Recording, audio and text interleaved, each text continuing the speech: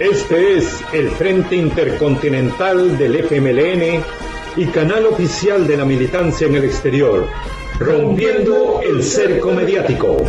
Le damos la más calurosa bienvenida a este nuevo programa, organizado por el Frente Intercontinental del FMLN y Puente de Solidaridad Internacional con el pueblo salvadoreño.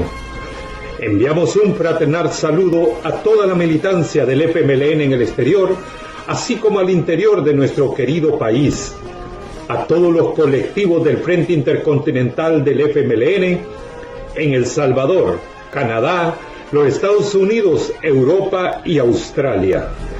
También un fraternal saludo a todas y todos los salvadoreños en el exterior y a todas y todos los que nos siguen y comparten nuestras transmisiones en cualquier parte del mundo. Comenzamos.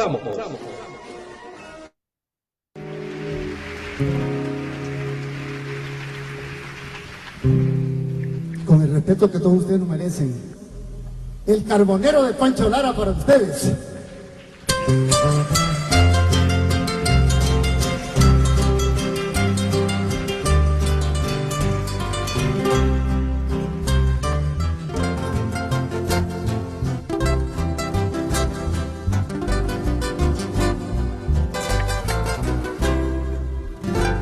Soy carbonero que vengo de las cumbres del volcán, con mi carboncito negro que vierte lumbre de amor,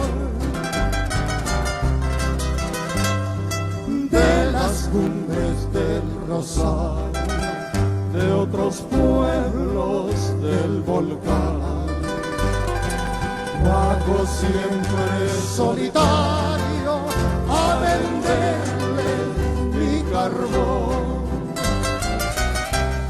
Si mi señor es buen carbón, cómprelo usted de Nacascol y de Chaverno y de Copinol. Todo señor es buen carbón. ¡Venga, venga!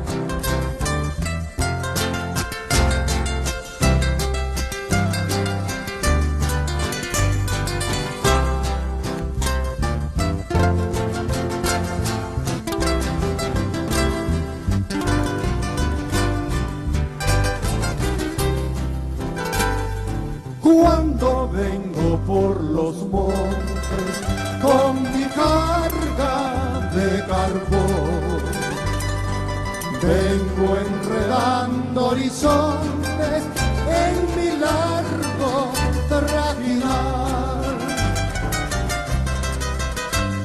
Me cruzo por los vallados donde gime el toro. Y cuando llego al mercado, les pregono conmigo. Si mi señor es buen carbón, cómprelo usted de Nacascol y de Chaverno y de Copinol. Todo señor es buen carbón, todo señor es buen carbón, todo señor es buen carbón. Bienvenidos y bienvenidas a su programa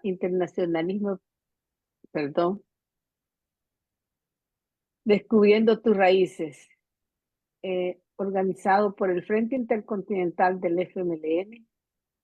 Mi nombre es María Carmen Guevara. Este jueves 29 de agosto me acompaña en los controles Félix Grande, coordinador general del Frente Intercontinental. Bueno, esta noche queremos volver a felicitar a nuestro secretario general, a todas las secretarías, comisiones políticas y a todos los electos que conducirán nuestro gran partido del FMLN en los próximos 5 años. Nos solidarizamos con el pueblo palestino y pedimos que cese el genocidio en Gaza.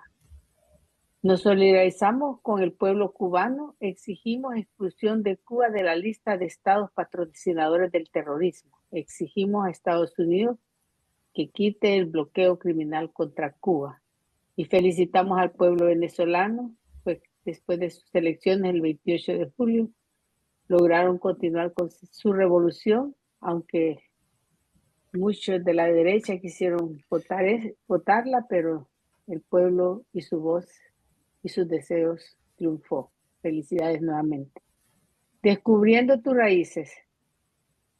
Tenemos como siempre a nuestro compañero, profesor, historiador Julio Relajeño, que nos hablará del tema Historia de los caudillos liberales desde Morazán hasta Francisco Menéndez. Bienvenido, Julio.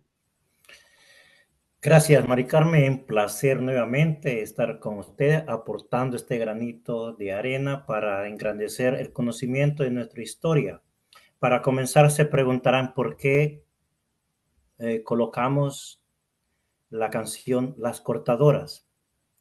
Cuando hablemos un poco sobre la instauración del café, entonces nos vamos a dar cuenta que realmente refleja esa canción. Por lo tal, actualmente solamente manténganlo en mente. También para comenzar quiero leer un pensamiento del padre Jesús Delgado, que dice así: la llegada de los españoles a nuestras tierras no fue por llevar la palabra de Dios a nuestras almas, y menos aún crear un estado, una nación nueva. O sea que con eso prácticamente estamos clarito por qué vinieron ellos acá. En esta ocasión vamos a hacer un caminar por toda la historia del siglo XIX. Vamos a hacer lo posible, pero también los invitamos a que participen, porque esta es una escuelita popular donde todos vamos a aprender de todos. Cuando usted ponga algo en la internet, entonces va a venir la compañera Mari Carmen y lo va a leer. Y todos vamos a ir creciendo en conocimiento de nuestra historia. Una historia que necesita que la escribamos todos, especialmente los pobres. En primer lugar, vamos a ir un poquito corriendo y vamos a hablar vamos a elaborar por fases para llevar toda una lógica. Y la primera fase, ¿se acuerdan? Hablamos de los primeros pueblos. Unos pueblos, unas etnias, 5 por cierto eran, y cuales habían desarrollado un nivel en todas las áreas, en el área cultural, en la área económica, en la área política, en la área social, en la área de la agricultura. Es decir, éramos unos aborígenes de nivel. Así nos encontraron los españoles. Pero luego vino la conquista y la colonización. Y la primera idea por la cual ellos venían acá era porque iban a expropiar todas las tierras de nuestros pueblos, todas las tierras de nuestros ancestros, y los iban a privatizar. Ese era el objetivo, privatizar las tierras indígenas. Pero una de las cosas que más golpeó, digámosle así, porque se pudieron haber quedado con las tierras, pero también destruyeron la cultura, destruyeron nuestra religión, destruyeron todo indicio, destruyeron todo nuestro sistema lingüístico. Es decir, dejaron a nuestros pueblos en nada. Pero ellos encontraron cantidad de justificaciones por qué hicieron todo eso. Decían que es que ustedes, los aborígenes, tenían formas de celebrar a sus dioses de una manera en la que ustedes cometían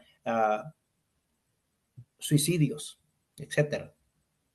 ¿Y acaso ellos no eliminaron el 90% de nuestros aborígenes? No es que estoy justificando, conste, Y no veamos, el 90% de nuestros aborígenes fueron eliminados. Y los que sobrevivieron, el 10%, se fueron a las montañas. Y luego les vamos a contar un poquito de esos que se fueron a las montañas. Pues bien, nos instauraron luego la colonización. Y que la colonización no era más que un sistema económico. ¿Basado en qué? Basado en la explotación de los recursos naturales y también de la explotación de la mano de obra. Y en aquel entonces específico de esos 3 siglos, recuerden que la colonización duró en nuestro país 3 siglos, 300 años, donde explotaron la mano de obra de nuestros indígenas. Entonces era la explotación de la mano indígena. Y así vinieron ellos con su ejército, maltrataron, torturaron y asesinaron a nuestra gente. Y eso no lo digo yo, lo dicen los libros, ahí están. Y en cualquier parte usted los puede encontrar. Pues bien, no solamente ellos, también pusieron otros sistemas cercanos a la esclavización, al sistema de la colonización. Y es precisamente lo que llamamos la encomienda.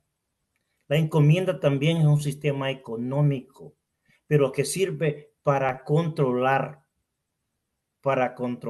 una determinada área. Y ahí precisamente todo lo que allí existe pertenece a la corona. Pero luego la subdividieron en una parte más pequeña, y es la parte que nosotros llamamos hacienda. Con la hacienda prácticamente es lo mismo, lo único que es una cuestión en una dimensión más pequeña. Todo lo que existe en una hacienda pertenece al hacendado. Miren qué bonito. Todo lo que pertenece en una hacienda pertenece a un hacendado, un hacendado español. Por eso es que le llamamos hacienda nosotros. Yo tengo la hacienda de los Mesayao, hacienda de allá. Eso quería decir que cuando ellos la obtuvieron, eran dueños de todo lo existente. ¿Y qué acerca de nuestros indígenas? Les pertenecían. Porque dentro de esos sistemas, a nuestros aborígenes se les determinaba como un ser viviente. Y se acuerda que decimos semoviente, decíamos nosotros. Y esta palabra la utilizamos actualmente y nos referimos cuando nos mencionamos a una vaca o qué sé yo. Pues esa era la colonización. Y luego nos conquistaron. Ya se habían apoderado de prácticamente de toda la tierra, habían destruido nuestra cultura, nuestra forma de ser en sí, para ser breve. Luego llegó la independencia, bueno, porque en esa época precisamente estaban floreciendo las ideas en Europa. Los pueblos franceses habían conquistado España, habían debilitado la colonia y surgieron en Francia ideas libertarias, ideas de fraternidad, de igualdad, y ya el país del norte ya se había independizado de la Britania, del pueblo británico. Entonces las ideas llegaron a nuestro país. Todas esas ideas llegaron a nuestro país y prácticamente inspiró. Pues es así, pues, llevándolo bien rápido, que un 15 de septiembre de 1821, en la Capitanía General de Guatemala, el poder económico y el poder eclesial se habían reunido en ese lugar y firmaron la Declaración de Independencia. 2 años después la rectifican y ya prácticamente quedaron los pueblos, la Federación Centroamericana Unida. Y esto es lo que yo les quiero mencionar. Ahí precisamente cuando se firma la Declaración de Independencia, allí mismo se afirma ese pensamiento, ese proyecto conservador. Ese pensamiento conservador es el que se firmó ahí. Y les decía anteriormente, Y ahí es cuando surge la burguesía nacional. Quedemos claros, ahí surge la burguesía nacional. Pero luego siempre hay sorpresas. Ya en el 1824 es bien importante. ¿Por qué es importante? Porque allí se escribe la primera Carta Magna, se escribe la primera Constitución, y una Constitución, querámoslo así, para ese entonces, una Constitución moderna, con grandes esperanzas. Imagínense, plasmaba que en esa todo ser humano tiene los mismos derechos. Y la pregunta es, ¿y qué acerca de los aborígenes? ¿Qué acerca del interés de la integridad territorial? Y la otra pregunta, ¿y qué acerca de la integralidad de los aborígenes? Pues allí precisamente se da inicio también a ese pensamiento, que es el pensamiento liberal. Entonces ya tenemos dos pensamientos, el pensamiento conservador y el pensamiento liberal. Y así va a ir corriendo la historia. Diferentes matices, pero lo mismo. Entonces, se instaura la Federación de Repúblicas Centroamericanas. Habían grandes esperanzas y quiero darle este detalle para que nos acordemos durante la trayectoria. Se recuerdan que Pedro Pablo Castillo organizó una rebelión para lograr en sí la verdadera independencia. ¿Qué pasó? Cuando los poderes fácticos, es decir, el poder económico y el poder eclesial se dan cuenta de esa maniobra, mandan a los santones, muy respetados en estos momentos, y precisamente en el BES, que ya está en camino, y se insertan en los guerreros de Pedro Pablo Castillo y los desaniman y logran por fin rendirse. Y así continuó la fase. Ya no hay obstáculo, la independencia sigue. Y se instaura la Constitución y la independencia sigue. Pero estaba surgiendo en Honduras. En Honduras estaba surgiendo un personaje.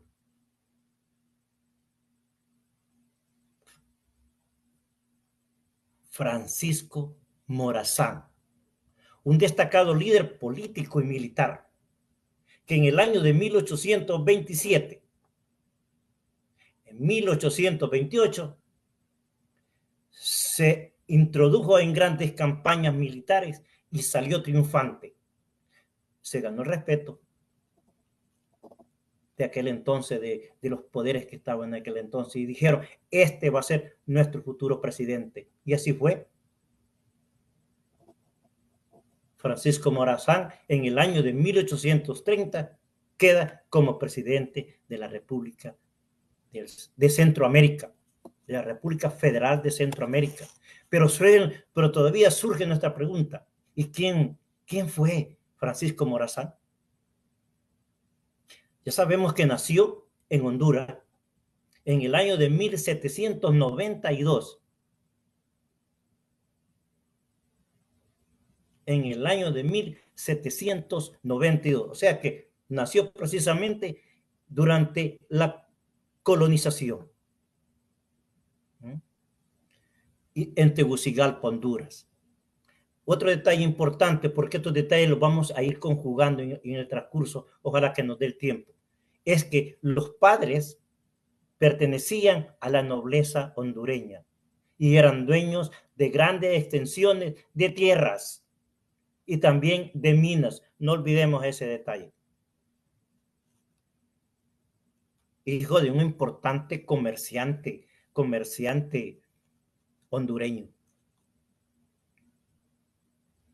Y así precisamente viene que a la escena. Ya es presidente. Pero aquí voy a hacer una pauta, porque también hay una fase que se llama la fase de la lucha de los nonualcos. En el año 1832, la historia no lo dice y cuesta encontrar información de esa, pero las etnias nuevamente se alzaron, se levantaron, porque lo que habían pregonado en la Constitución era falso.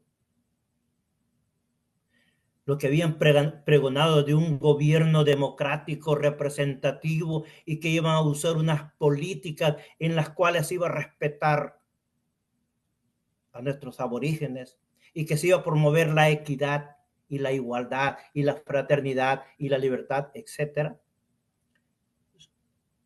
Eso solamente eran palabras escritas. En la realidad nada. Y eso precisamente motivó a estas etnias, a estos pueblos a alzarse. Pero lógicamente ya había un ejército. Y ahí, acuérdense, el presidente Prado mandó a San Martín para qué hiciera pedazo esos movimientos. Y especialmente cuando surge Anastasio Aquino ya en el año 1833. Y ya comentamos la vez pasada lo que pasó con Anastasio Aquino. Engañado por la iglesia, nuevamente, así como lo engañó en tiempos de Pedro Pablo Castillo, también en tiempos de Anastasio Aquino es engañado también. Y es entregado al ejército federal. Y estos lo asesinan,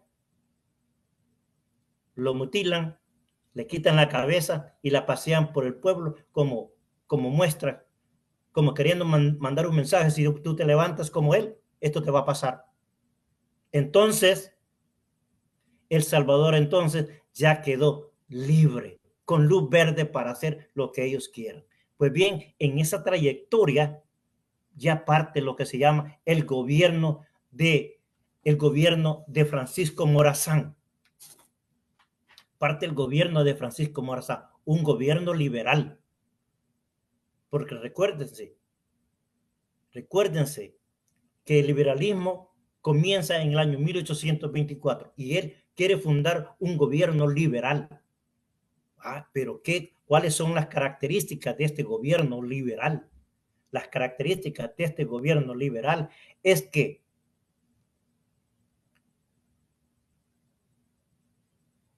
Morazán iba a apartar el poder de la iglesia del Estado. Ellos ya no iban a tener incidencia en el gobierno y también les prohibió tener incidencia en la educación nacional. Y lo que fue peor aún, todas las propiedades, les confiscó todas las propiedades al clero. Al mismo tiempo, el derecho de pertenencia a cualquier credo, la libertad de expresión, construyó escuelas, construyó carreteras, pero esa pugna golpeó a la oligarquía conservadora. Tanto así que ya precisamente en el 1839, Francisco Morazán es enviado al exilio y a los pocos años fusilado por orden de Rafael Cabrera y por orden del poder de la burguesía de aquel entonces y el poder eclesial, que no olvida.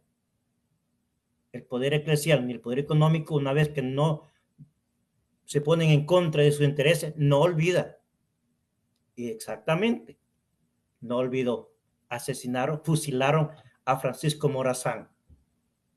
Y empezó una nueva vida. Siempre en esa dinámica, los proyectos liberales y los proyectos conservadores. En los proyectos liberales, veamos bien qué es lo que pasa. Y lo vamos a hacer bien sencillo así. El proyecto liberal consistía en que el poder tiene que estar en manos de uno. No hay divisiones de poder. Allí el poder legislativo, el poder judicial, no. El poder está en manos de una persona. Ahí está específicamente. Entonces, eso precisamente lo veían como algo sensacional en aquel entonces. Un planteamiento conservador de esa índole, donde el poder radicara en una mano. Segundo, ellos no se liberaron de España, pero no se querían liberar de la monarquía española. Ellos querían continuar con las relaciones con el rey. Qué bonito, ¿verdad? Ellos querían continuar con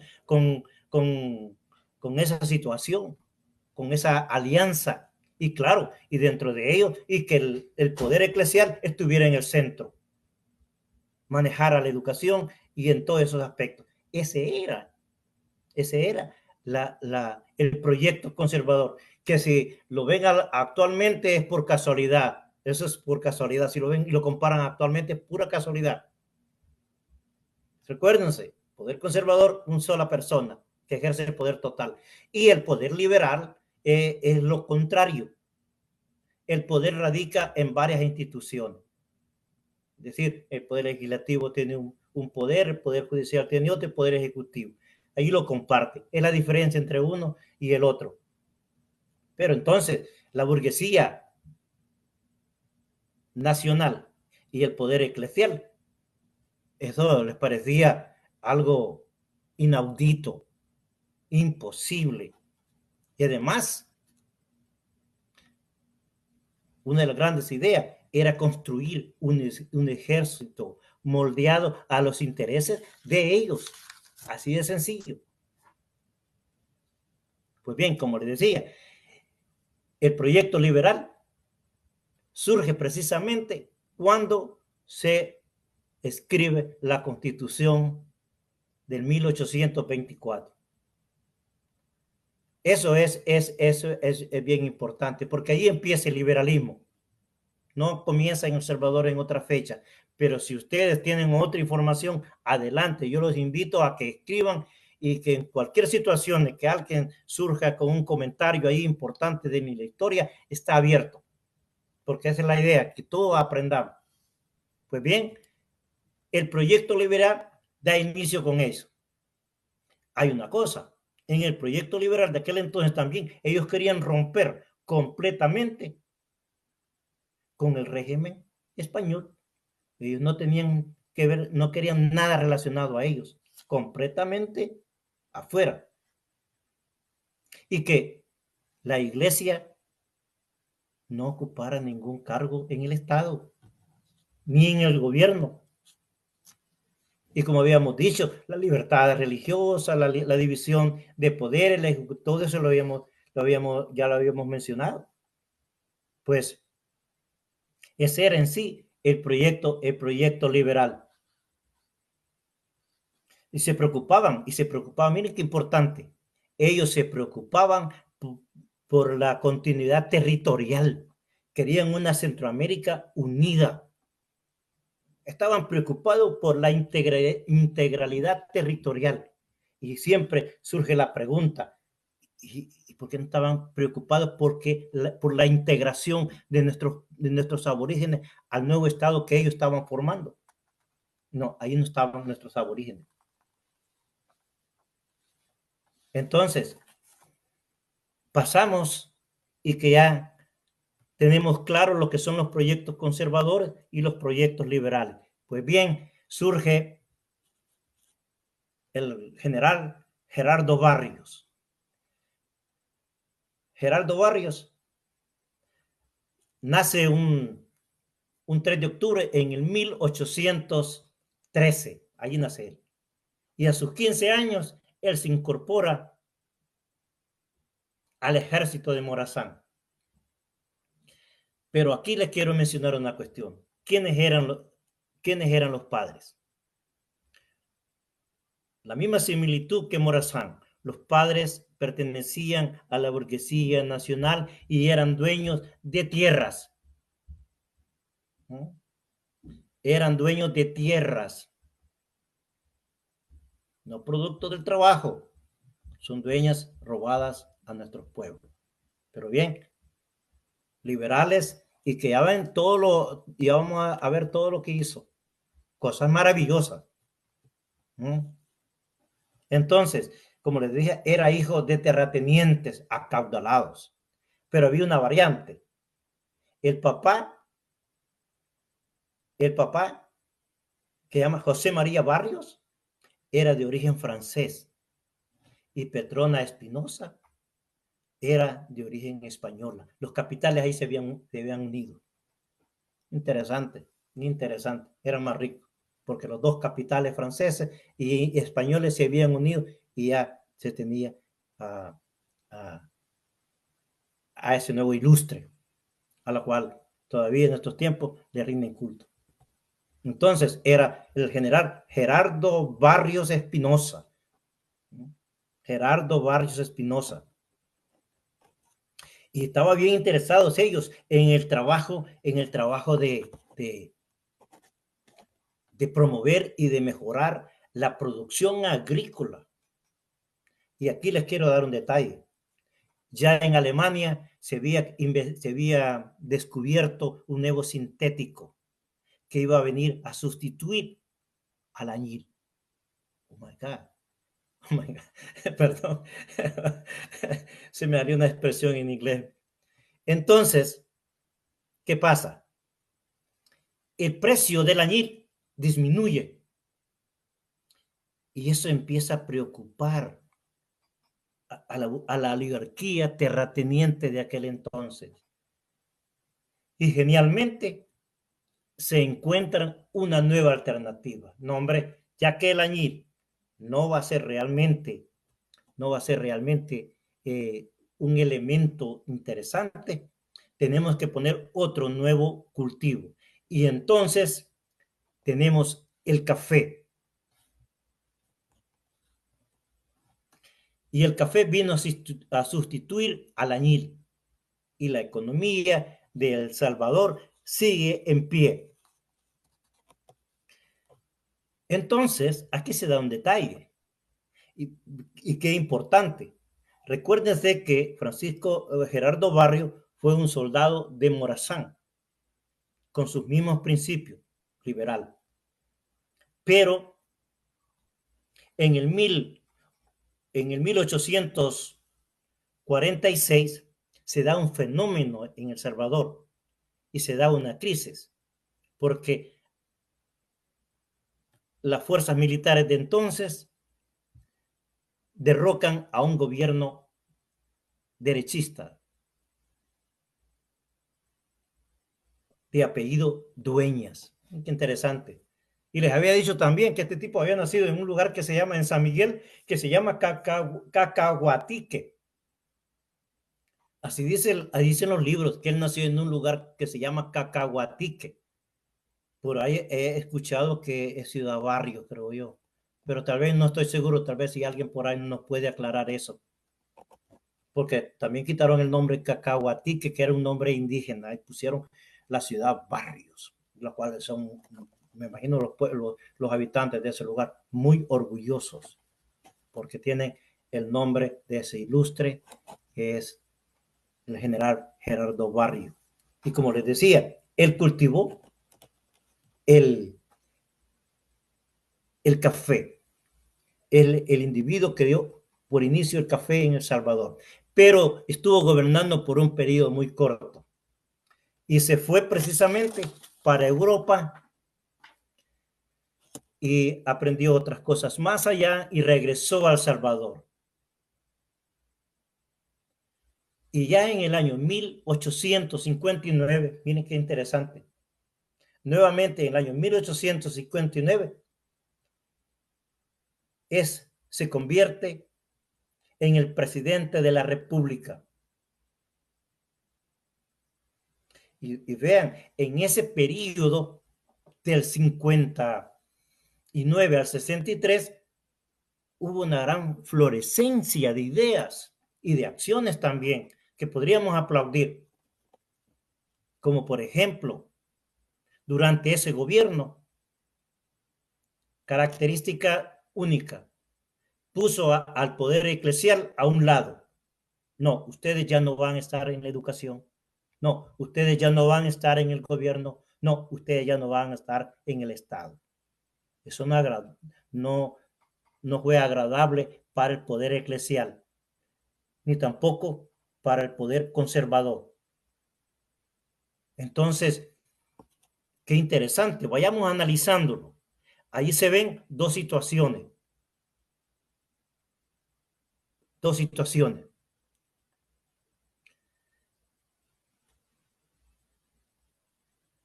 Un compañero por ahí me acaba de escribir que dice que Cacahuatique pertenece a Morazán. Vamos a corregir los libros porque en los libros dice San Miguel. Así que vamos a corregir. Pero bien, ya el compañero nos acaba de decir que Cacahuatique es una ciudad de Morazán. Gracias. Pues bien, había construido, les decía, escuelas, construyó Gerardo Barrio, fue el que inició la construcción del Palacio Nacional, promulgó el Código Civil y el Código Penal, impuso la práctica agrícola de la siembra del café a nivel nacional. Bien que importante. Construyó también la Universidad Nacional. Y en ese instante la Universidad Nacional era dirigida por extranjeros. Creo que actualmente no, ¿verdad? Creo que actualmente todavía tenemos catedráticos salvadoreños en la Universidad Nacional de El Salvador. Pero también promueve la enseñanza para las mujeres, ¿no? Entonces, todos estos elementos, vemos prácticamente que hay una pugna entre las ideas conservadoras y las ideas liberales. Y podríamos decir, bueno, qué bien, ¿no? Qué bien, se está perfilando un Estado moderno. Pero la pregunta siempre sigue siendo, ¿y dónde están nuestros aborígenes? ¿Irán en esos proyectos? Pero ya en el año 1863 es derrocado y es enviado al exilio. Es capturado en Nicaragua y miren qué curioso, es fusilado también. Es fusilado el 29 de agosto de 1965. En el año 1965 es fusilado. Entonces, ahí vayan viendo las similitudes, tanto de Morazán como de Gerardo Barrio. Cuáles fueron los logros que hizo, todo eso, similares, siempre las mismas características. Y entonces uno puede pensar, y yo creo que aquí es donde tenemos que tener una mente bien crítica, como que el pensamiento liberal fuese el pensamiento de las clases vulnerables, de las clases pobres, de los olvidados. Ellos están planteando un estado de ellos, en un estado de inmigrantes. Y esto es bien importante, es que ambos abren las fronteras a los grandes capitales. Eso pongámosle mucha atención, que los liberales abren las fronteras para que entre los imperios.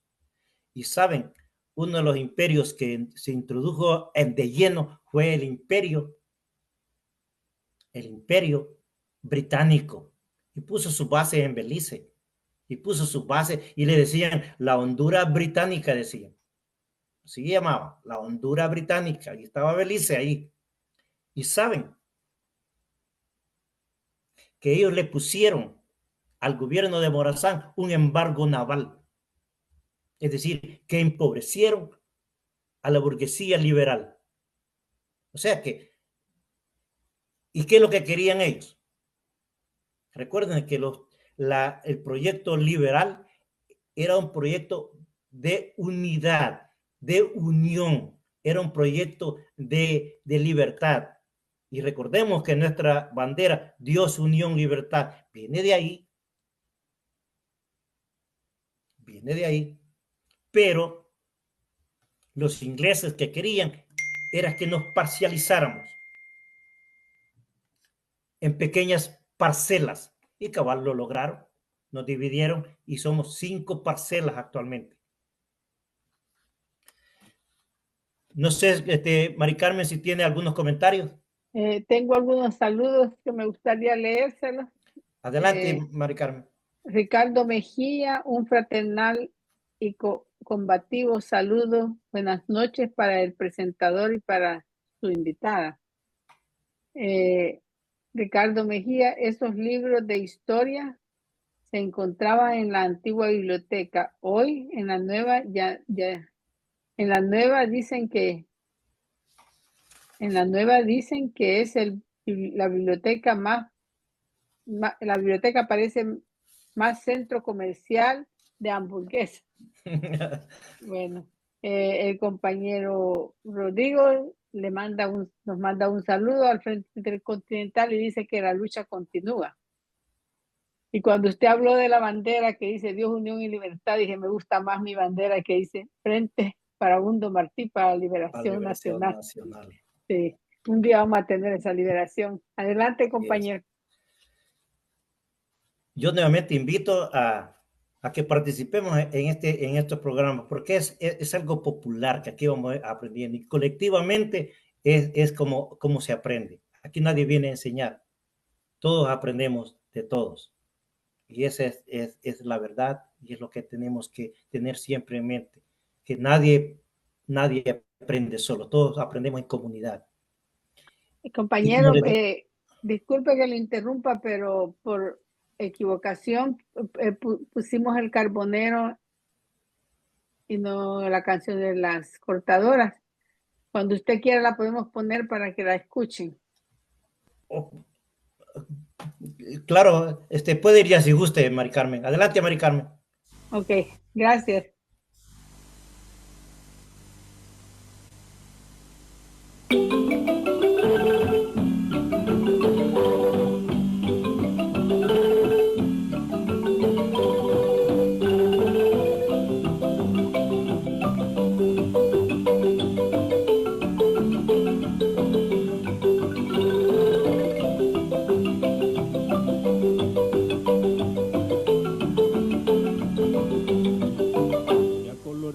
Ya se maduró todo el cafetal y las cortadoras vienen muy alegres con sus canastitos a cortar café. Miren qué riqueza, miren qué hermosura, miren qué belleza, cuánta algarabía, Jesús, qué alegría en el cafetal.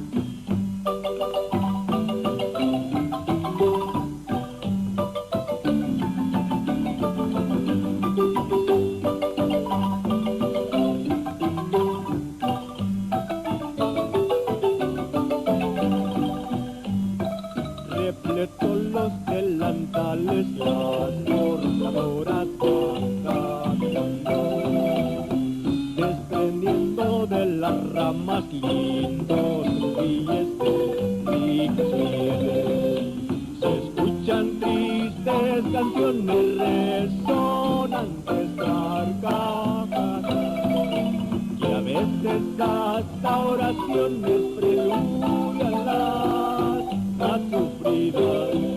Apresurémonos, llenemos ya todos los sacos de café, que se hace tarde, hay que terminar la tarea al atardecer. Apresurémonos, llenemos ya todos los sacos de café, que se hace tarde, hay que terminar la tarea al atardecer. La tarea al atardecer, la tarea al atardecer.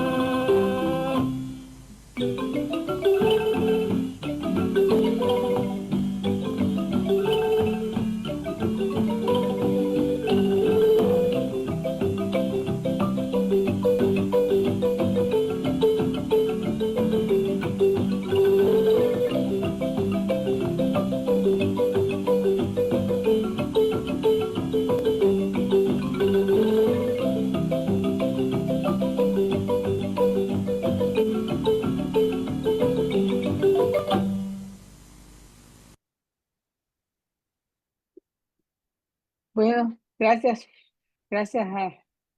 al compañero de los controles que nos puso la canción que era la que se estaba tratando de usar esta noche. Continuamos, Julio. Gracias, Mari Carmen. Miren qué bonito lo que dice la canción. Dicen, vienen y las cortadoras, dice la canción, vienen muy alegres con sus canastitos a cortar café. Miren qué riqueza. Miren qué hermosura. Y El oro. así dice la canción. Y dice, pero les quiero mencionar algo. Y van a ver que no pueden llegar a ellos en ese ánimo. En el año de 1881, en tiempo de Rafael Saldívar, se hace un decreto. Y el decreto del 1881 de febrero dice la extinción de las comunidades. La extinción de las comunidades públicas. O sea, ¿qué es precisamente esto? Las comunidades públicas no es más que aquellos terrenos que eran ubicados en una área específica donde llevaban a los aborígenes según ellos, a educarlos. A esos lugares se les llamaba las aldeas. Ahí los ilustraban, ahí los ideologizaban, ahí les daban de todo. Y salían ladinos. Y los que no podían, y los que renegaban y negaban eso, ya saben a dónde iban. Y eso es precisamente lo que pasó también aquí en Canadá. Pero aquí les llamaron las reservas indígenas, las reservas de los aborígenes. ¿A quiénes llevaron ahí? Lo mismo. A los aborígenes canadienses los llevaban a esas áreas y nosotros sabemos la historia. Allí han encontrado cadáveres de niños mutilados. O sea que entre las aldeas y las reservas canadienses viene siendo la misma cosa. Entonces, en ese decreto de 1981, esas tierras que eran públicas, así se le determinaba, pasan, mire qué interesante, pasan a propiedad privada. Pasan a propiedad privada. ¿Y qué dicen cuando pasa a propiedad privada? Pasan, en otra palabra, a las manos de la burguesía oligárquica, que ahora tienen las tierras y que no las van a devolver. Entonces, imagínense cuáles eran las causas. Es que hay que quitarle esos lugares, lo ubicaron en forma incorrecta porque ahí es donde se cultiva mejor el café. Y aquellos hermanos nuestros, sin la protección de nada y de nadie, son expropiados. Les expropian esa tierra que se le llamaban las comunidades. ¿Y eso para qué? Porque ellos impidían el crecimiento agrícola. También, es que son geniales para mentir. Y aún en estos días nos siguen mintiendo. No solamente pasó allá en los 100 años de soledad, también estos días siguen. Porque también entorpecen, miren qué interesante, entorpecen la circulación de la riqueza y debilitan la independencia de los individuos. ¡Oh, qué barbaridad! Tenía razón, dirán algunos conservadores que andan por ahí. Tenía razón que le quitaran las tierras a los aborígenes si ellos impedían y obstaculizaban el desarrollo de la nación. Pues bien, pero ahí no termina la historia. El 2 de marzo de 1882, también en el gobierno de Rafael, Saldívar, por cierto, que era de la corriente liberal, pone la segunda ley, la ley de extinción de los ejidos. Permítanme, con mi poco conocimiento que tengo, hacer esta comparación. Las tierras comunales, comunitarias, y las tierras ejidales, habían una pequeña diferenciación. En las tierras comunales, allí realmente, legalmente, no se podía hacer ninguna lucha, porque es una área específica puesta por la burguesía de aquel entonces para educar a niños y a niñas indígenas.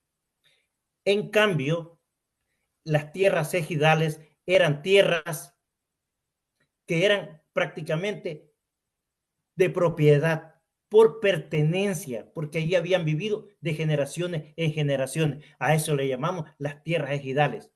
Pero pasó lo mismo. En el año 1882, las tierras ejidales pasan a propiedad privada, a los hacendados, a los oligarcas, y todos felices y contentos porque ahora sí va a haber desarrollo, el café, la economía café, somos una economía de la monocultura. Vamos a salir adelante y cuando esto florezca, todos van a ser felices. Pero vamos a seguir conversando sobre eso. Pero luego entonces, permítame ir terminando con este pequeño charlita que tenemos. Y sale otro nuevo presidente, el general Francisco Menéndez, destacado líder político y militar. Perteneció al ejército de Gerardo Barrio, con la misma tendencia militar, con la misma idea política. ¿Dónde nació él? Nació en Aguachapán, de padres dueños de tierras y especializados en el cultivo del café.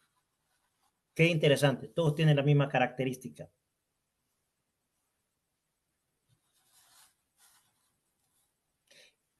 Y participó había una rebelión que se estaba gestando en esa época, que eran de Carlos Iceta, que vamos a hablar más adelante. Pero este tipo también planteó las mismas cosas.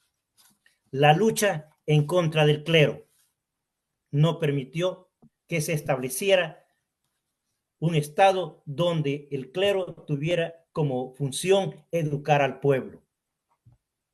Puso la educación a manos del Estado y construyó escuelas, mejoró la carrera militar y ya íbamos a pasar de un ejército a nivel, digamos, a nivel simple, que era una policía rural que se tenía entonces, y por fin logramos el gran logro y se funda la Guardia Nacional, que en el futuro vamos a hablar de ello también. Por el momento solo voy a mencionar de los grandes avances liberales que construyeron la Guardia Nacional. Y así, precisamente, pasó esa situación. Pero el gobierno de Menéndez fue un gobierno corto, ya que duró poco tiempo, ya que en esa lucha en contra las rebeliones de Carlos Iceta,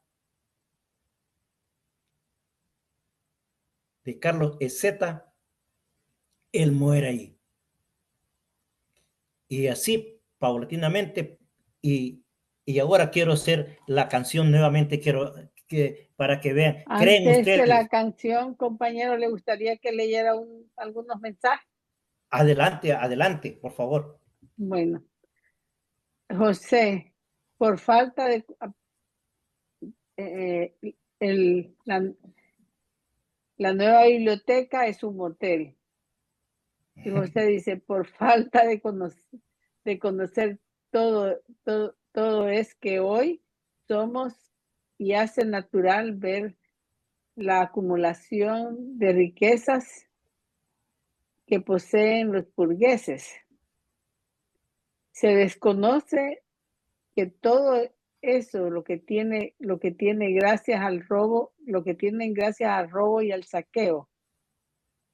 La acumulación de los buqueles proviene de saqueos y explotaciones. Interesante, interesante. Felicitaciones al compañero por su comentario. Realmente eso es importante. Una biblioteca convertida en un hotel. Es que el conocimiento, el conocimiento siempre va a ser es prohibitivo. Es que el problema no son los pobres. El problema es de los pobres pensantes. Y a eso es que le tienen miedo. Por eso es que le tienen miedo al FMLN. Porque los que constituyen al FMLN son seres pensantes. Somos pobres, sí, pero pensantes. Quería hacer esta aclaración del comentario realmente, y que sería eso. Mejor los liberales dicen, nosotros vamos a educar aquí, pero estos conservadores de ahora lo que quieren es mantenernos en la ignorancia y que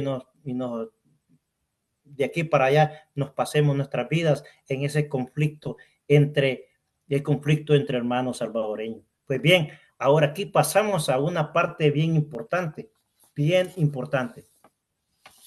y es precisamente a la familia Ezeta. Estos fueron dos hermanos que lucharon en contra de Francisco Dueñas.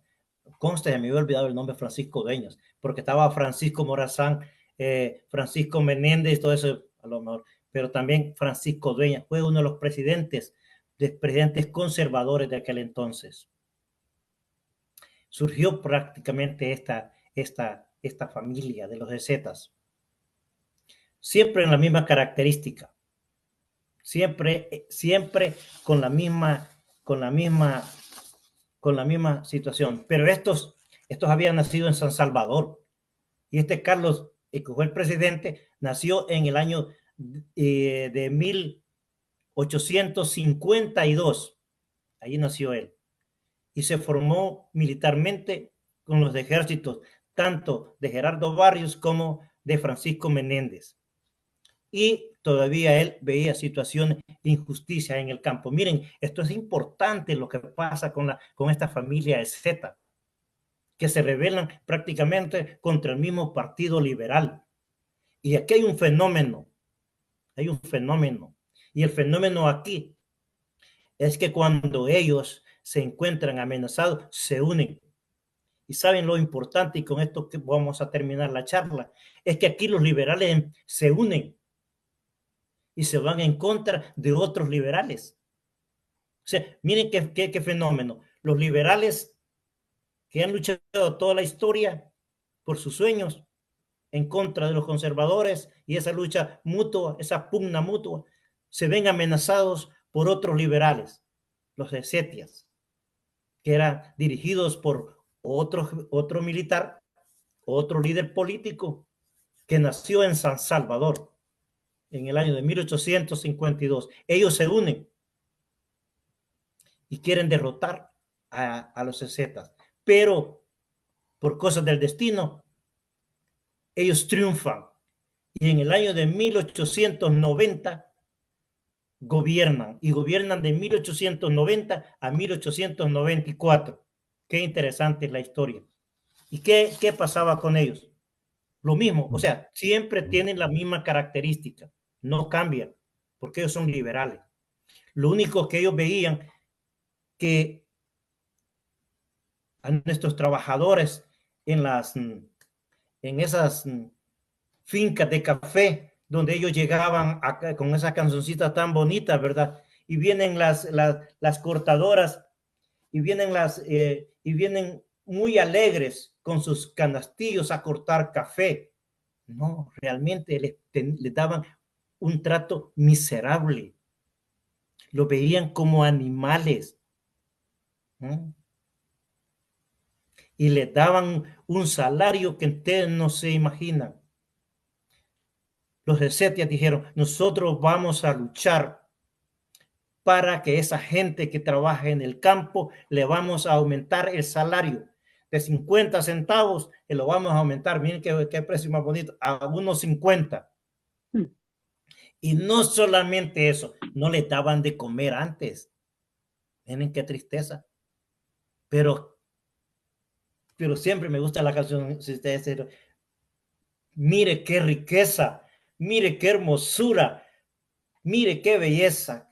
Jesús, qué alegría, dice la canción. No era ninguna alegría. Qué tristeza para ellos.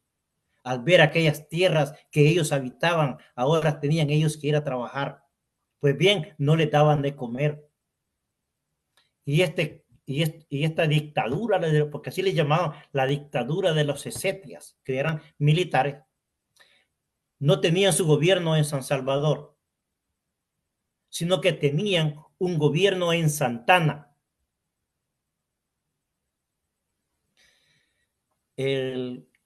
Nuestro amigo que está en la cuestión técnica, que es realmente lo más relevante de toda esta charla, nos quiere poner otra vez la canción para que no nos olvidemos. Adelante. Antes, ¿quieren que lea antes más mensajes o después?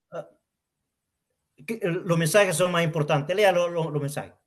Ok, dice, si le damos siguiendo a los linajes, vamos a descubrir que los burgueses se han vinculado a otras familias burguesas. Hay que estudiar el caso de la canciller Gil, Tinoco y su relación con los quirolas. La cultura y el arte como parte de la superestructura o como parte de las luchas de clases. Esos son los comentarios de ahora. Yo creo que nos va a poner la canción y después les voy a dar una información.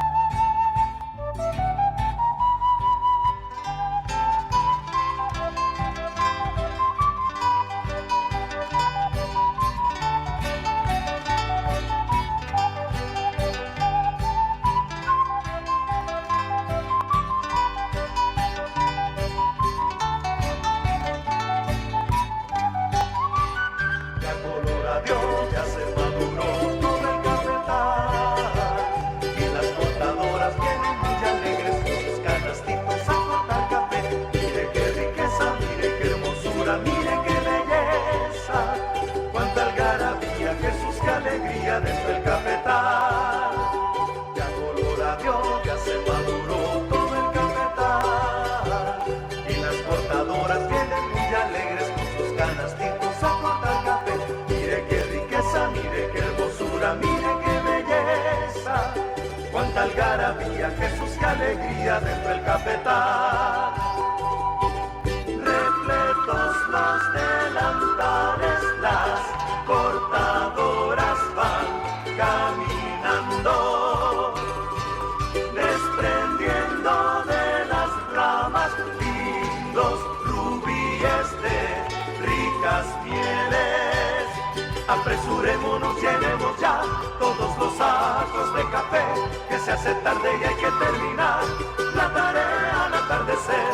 Apresurémonos, llenemos ya todos los sacos de café, que se hace tarde y hay que terminar la tarea al atardecer, la tarea al atardecer.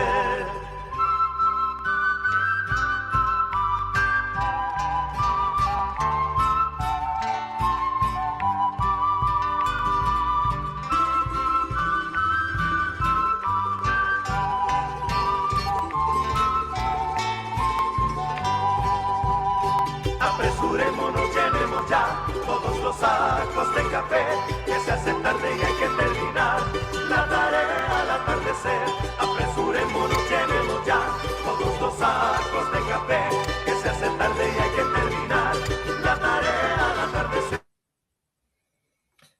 Gracias, Félix, por esa otra vez nos has puesto la canción y nos has puesto imágenes bien importantes. Qué bonito hubiera sido si nuestros ancestros hubieran alcanzado todo ese desarrollo y esa abundancia económica hubiese llegado a los platos, a las mesas de nuestro pueblo. Otro gallo nos cantara. Pues bien, dando la información al compañero, pero no me quiero adelantar mucho porque vamos en las próximas ediciones, vamos a seguir hablando de eso. Lo que pasa es que recuérdense que los liberales abrieron las fronteras y entró el capital extranjero. Y quienes entraron ahí tenemos a los mesallaos. Solo voy a poner un ejemplo concreto. Los mesallaos venían de España, eran de origen judío y son los que incrementaron todo su desarrollo. Y ellos se organizaron de tal manera y establecieron la oligarquía nacional, la burguesía nacional. Es decir, ellos son la élite. Pero más adelante vino una segunda inmigración y allí venían los chinos que estaban en el Perú. Y por eso es que tenemos en El Salvador una comunidad de chinos. Porque estos vinieron del Perú. Pero también vinieron de Turquía como consecuencia de la guerra de los otomanes, cuando cae el Imperio Otomán. Entonces vinieron los palestinos. Y de allí precisamente ahí puede intuir el compañero por qué tenemos a ese personaje en el gobierno. Más adelante vamos a seguir hablando sobre eso. Mari Carmen, ¿tiene alguna pregunta o alguna idea? Realmente, Julio, me gustaría que fuéramos terminando porque ya nos pasamos el tiempo, pero cuando estaba oyendo la canción de las cortadoras y que mire qué belleza y mire qué dulzura, esa realmente no la escribieron para nosotros, para el pueblo, la escribieron para los dueños. Porque si usted oye la canción, la están analizando, porque el café era como el oro para ellos. Estaban haciendo mucho dinero con el café. Y cuando hacen esa canción, están describiendo la canción, pero para el dueño del café, no para las cortadoras, porque si nos recordamos, y no sea la época en este momento, pero en aquella época, esa gente moría en las plantaciones de café, enfermos con muchas enfermedades, y lo poco que les pagaban, aunque ellos emigraban de otras tierras hacia las tierras de los cafetales, tenían que dejar a sus familias, iban allá y a veces ya no regresaban porque morían por sus enfermedades, y el poco dinero que podían ganar se lo gastaban en tratar de curarse para volver a ver a su familia. Así es que creo que para mí la descripción de esa canción no es para el pueblo, es para los dueños del café. Ya que estamos en la parte de cierre, me gustaría terminar con esto y decirles, cuando los jesetas pusieron su gobierno en Santana, se desarrolló un movimiento que se le llamó el movimiento de los 44, que estaba conformado por los señoritos de aquel entonces.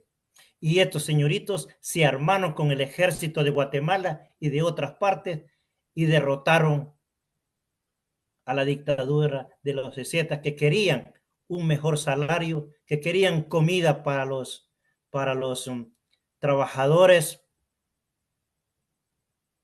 que querían un mejor bienestar para ellos, y fueron derrotados por los señoritos. Y por eso esa derrota se desarrolló en Santana. Por eso es que nosotros y los santanecos tienen que sentirse muy orgullosos, porque todos los años decimos la ciudad heroica de Santana, porque los señoritos derrotaron a la dictadura de los jesetas. La verdad que no llama la atención para sentirnos orgullosos de ese acto, porque en nada sirvió para el pueblo. Con esto termino y gracias a todos los que han participado. Gracias a Mari Carmen por su participación, así como también al compañero Félix. Y en la otra ocasión, el próximo jueves, vamos a estar hablando ya del siglo XX adelante. Entonces vamos a tener mejor claridad, más información. Gracias y pasen feliz noche.